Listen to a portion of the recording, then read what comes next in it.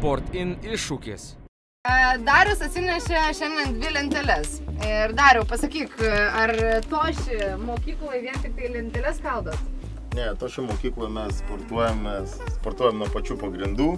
Yra mokinami vaikai nuo 5 metų ir iki 40, 45 patys vyriausi sportininkai yra.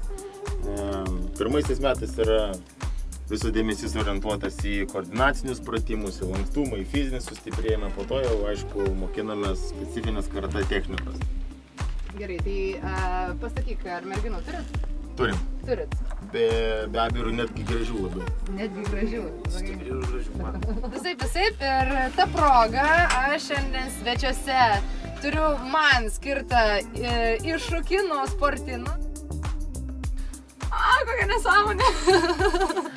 Gerai, tai aš dabar trupučiuką, kaip čia man Dariau atsiklaupti, ką man dabar daryti? Atsistoti? Prieš lentelę atsistoti ir užsimuoti gerai. Gerai, norit, aš dabar pritildau foną, kad jūs girdėtumėt, ar lūžta, ar nelūžta. O jūs, jeigu ir nepataikys, vis tiek mane palaikysit, gerai? Gerai, publika, go, go, go! Go, go, go, go, go, go, go, go, go, go!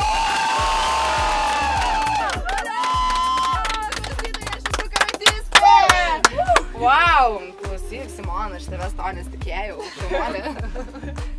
Gerai, tai net neįsivaizdavau, kaip tai yra daroma ir iš tikrųjų netikėjau, kad galima suskaldyti lenteles, nes viskas atrodė daug sudėtingiau, bet aš esu Simona Bandita, lentelių skaldyta, tai Sport-Ine, tenk man dar iššūkių.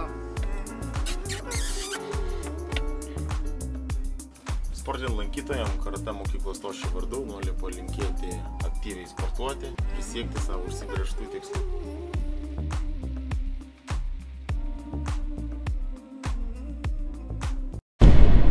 Sport-In.